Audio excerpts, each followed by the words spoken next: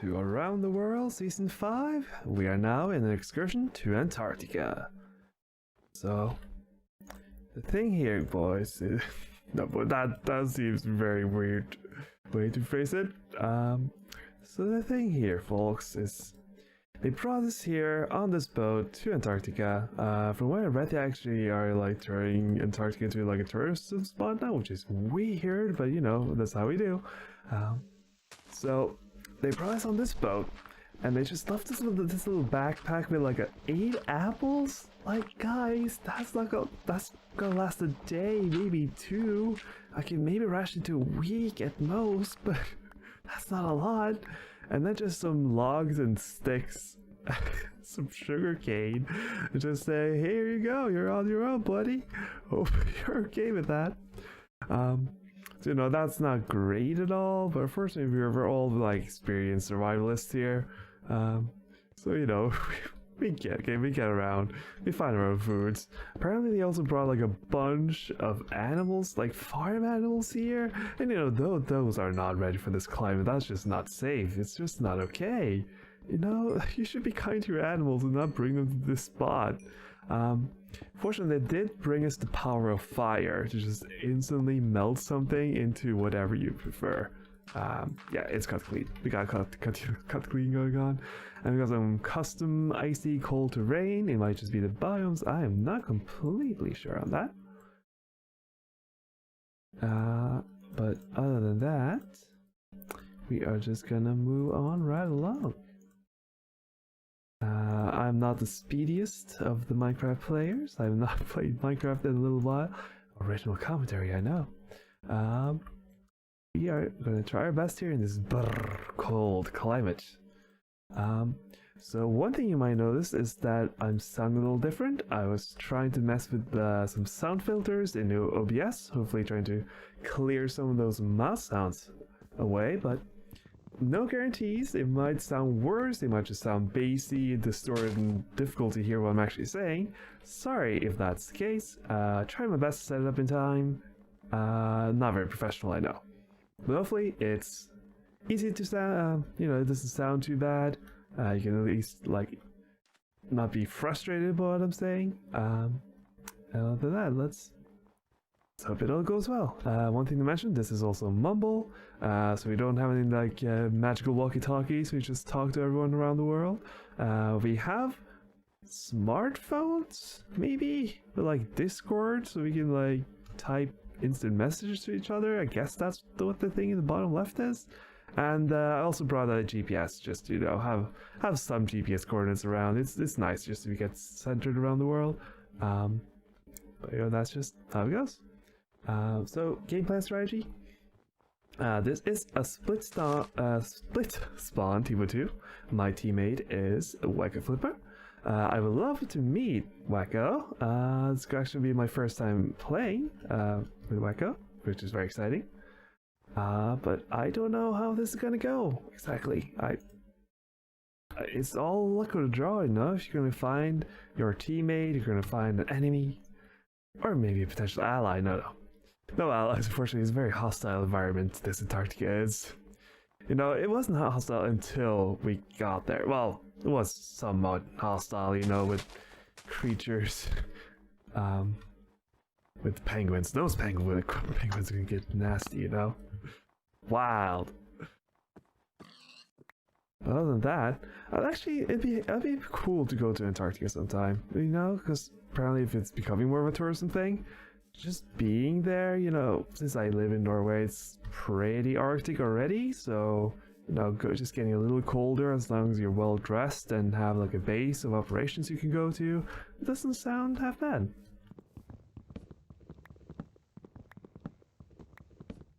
But like, I don't know what I would do. Like, what do you do? Do you just go around with a guide and hope you spot an animal? Because that's also kind of luck of the draw, you know? Like, how are you going to be sure you're going to find something? So that's, you know, it's a little peculiar, but not too peculiar or not too familiar. That was a poorly executed my brother and me reference, a comedy podcast. Check it out if you want. Something I listened to a lot like 3 years ago, but don't listen to a lot anymore. But it ain't too shabby, gotta say. It's been the source of many good laughs in my time. Don't know what they're talking about in chat. There's probably some script server thing going on. Trying not to pay too much attention to that because I know I'm gonna fall way behind if I don't speed it up. So I guess one thing to also mention, because of how daylight works at the poles, we are gonna experience infinite daytime, the never-ending day, as some call it. So we might never get to see the moon again. No. But the thing is, the horizon can only be tinted by the color of blood, apparently. So once the world sees some blood in Antarctica, then it just completely turns and twists around. This complete world that we live in is just going to turn around to the infinite night. So, you know, the Arctic gets some of the sun sometimes, but you know, they deserve it. You know, Greenland, they probably prefer to have a little sunlight now and again, so I get that. You know, you can't be too selfish about that stuff. So this is a ravine, not the best spot to be going for iron. So I'm still investigating. But I think, okay, I should stop eyeing so much because the bad habit. But oh gosh, I did it again. I can't escape it. But I think it's a very good thing to get a lot of iron quickly, because, you know, with not having the time of day change at all, you can get very easily lost and lose the frame of mind and scale of time, and easily be on like the second episode and have no iron at all, and then it's like, oh gosh, I'm so far behind everyone, and now they're gonna chase me until doom. Stuff like that. So we're gonna hopefully make that not happen. Also, that again, I realized just how it goes.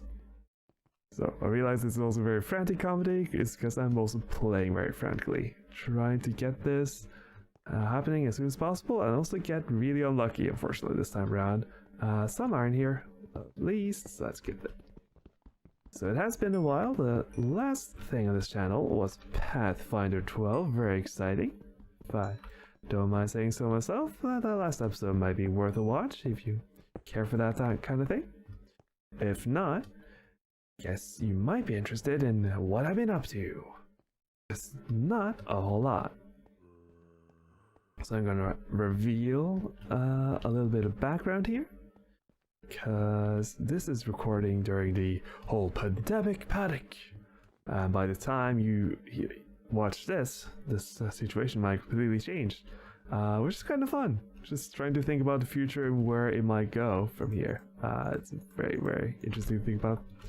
You know, I hope everything is going to work out well. I think it's going to take more than just a month, as we record this in late March. If I'm just going to give an estimate, I think maybe things will reach a peak in the spread of the virus somewhere around early June, maybe, and things maybe will start to get to normal. But no guarantees.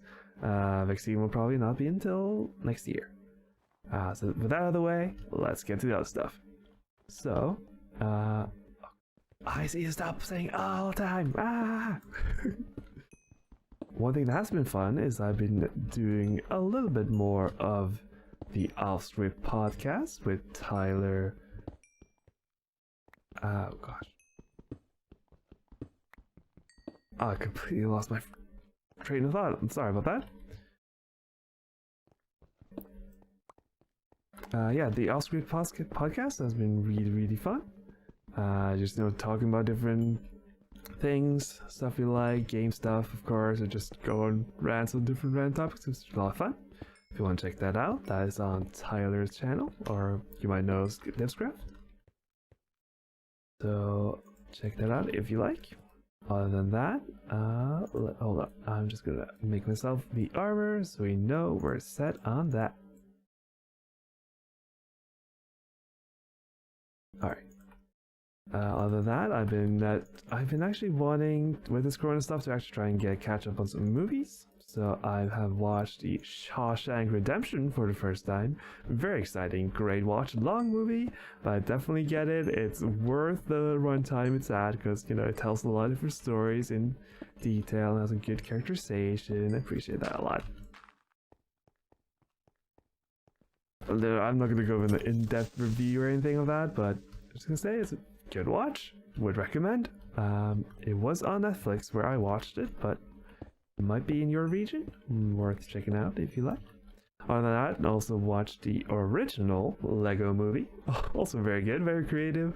I used to work in a movie theater when that movie was premiering in theaters, so I knew the late twist on that movie, but seeing the full reveal of that and how that turns out is actually really cool.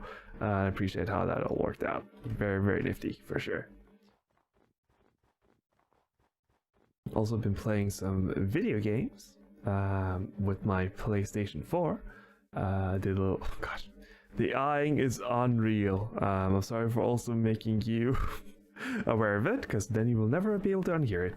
I am truly the worst YouTuber. So I've been trying out this game Dreams by the creator of A Little Big Planet, if you might have heard about that. Dreams is for PlayStation 4 and it's all about creating your own stuff, which is, you know, I'm the creative type, so that's right up my alley. One thing I made so far was a little birthday present for an IRL friend. That was really fun to make, very silly, but also appreciate that Dreams is just like a studio or just a place, an empty, gosh, what do they call it? An empty tablet. You just make an empty palette. Just make your own things. It's very, very nifty, and I appreciate that a lot. Other than that, I think I also played some of Ace Combat 7. My experience with the Ace Combat series, for those that don't know, Ace Combat is a flight airplane game, which a lot of like cinematic fight scenes. You know, telling a lot of cool like stories, all through just flying an airplane. And trying to, you know, stage up some fun scenarios along the way, having really excellent music. Music is probably one of the highlights of the whole series in general. Oh, hello. Oh, or maybe that was just a bug. Who knows? Anyway, we shall carry on. Yeah, I got scared too. So shock out of nowhere. So I guess the arms are real. I am just freaking out myself at this point. It's bad news bears. So going back to Ace Combat, I played Ace Combat 4, Ace Combat 0, and Ace Combat 5, all on the PlayStation 2, which are all part of a trilogy. Gosh. This trilogy is not like telling a continued story or anything, it's just having some same themes. I think it's the same team, the same studio that made it. And they're all pretty excellently made, so they're kind of called the highlight of the entire series. But what's very exciting is that they made a new one for current consoles called the Ace Combat 7. Which, you know, this series is one that people have given up on for a long time. Which is a shame. Well, it's not a shame that people have given up on it, I guess, because, you know, it's been a long time, and the last one, 6, was not very good. Unfortunately, it's just how it goes. I only played a few missions so far of Ace Combat 7, but I really like it so far. Again, music is top notch. The visuals and the production value is just top tier. I really like how it looks. I've heard some strange things about the story not being that well connected and, you know, being that great of a reveal or having great payoff or anything, but that just the scenarios that they crafted and the music is excellent and definitely worth checking out, so I'm very excited to see how that continues. Other than that, I played Digimon Story something Hacker's Memory, which is a RPG on the PlayStation 4. and probably other places as well, which looks pretty neat. It's definitely inspired by Pokemon in certain ways, without a doubt. Because, you know, it's all about catching monsters in you know, with different ideas and systems in mind than Pokemon. But it's very, very cool in my mind. Oh, I thought I heard some lava around here. I'll definitely pick up the water though. You never know when I might need it. So Hacker Story is very peculiar. Because I remember watching most of the original TV show when that was first airing on TV. But I don't remember how much hacking was involved. I mean, you know, there's digital monsters and everything like that. I didn't know that hacking was such a big part of it. Oh, and took some damage. No Iron Friend Man for me. But that, I mean, that was to be expected. But what is interesting, I have, haven't read a lot of stories about hacking before, in this context especially, and I think they made some really cool stories, even like in side quests. The main narrative is not that engaging, but I think they've done a lot with a little, with the writing in that game. Trying to think of examples and running short, fortunately, so maybe it wasn't that memorable. There wasn't really, they play up the occult research side of things, you know, where the digital world intersects with the real one, and then people interpreting that as a ghost appearing, psychic abilities, stuff like that, mind bending, you know, hypnotizing, a lot of stuff like that. So they play into that kind of stuff, you know, the human psyche, what it's willing to believe, the power of the digital world, how it could affect our real one. It's all very interesting, for sure. So I imagine that everyone is caving at this point, and I'm not doing myself a disservice by exploring and trying to look for people, which is unfortunate.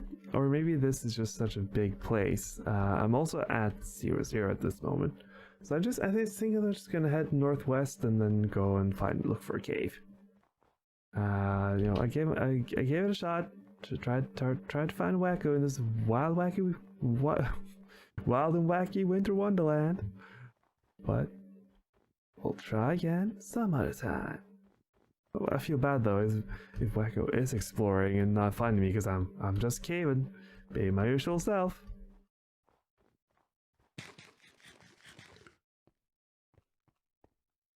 But we'll cave for just a little bit to see if this is a good place, and then just continue on.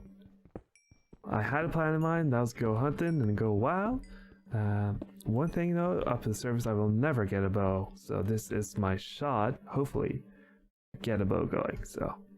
Because a bow would definitely be useful. I didn't get a lot of feathers. Oh, we got 12 of them, that's not too shabby. So I need to remember to gather some of that flint when I got the time.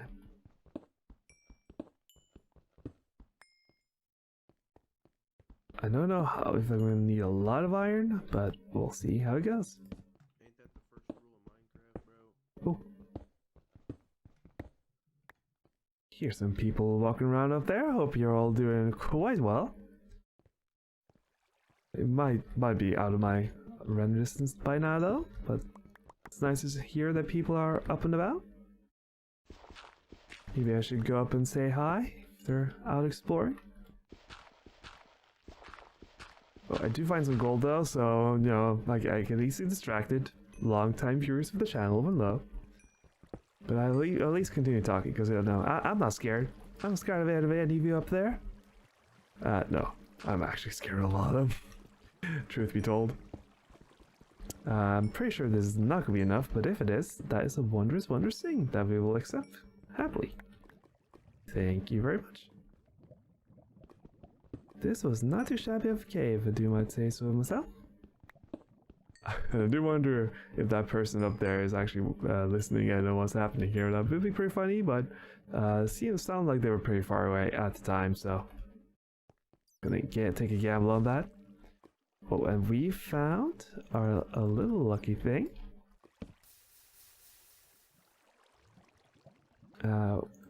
I'm gonna guess that Wacko is much better at the game than me, and will also have an enchanting table, but we will not be dismayed by that.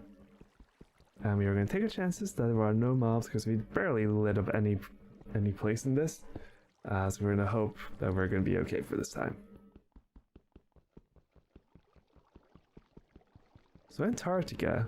One fun part about Antarctica is unrelated, unfortunately. But I listened to this narrative podcast, almost audiobook story, called The White Vault, which has its first season in Greenland. It's a very similar environment. Oh, but we'll talk about that next episode.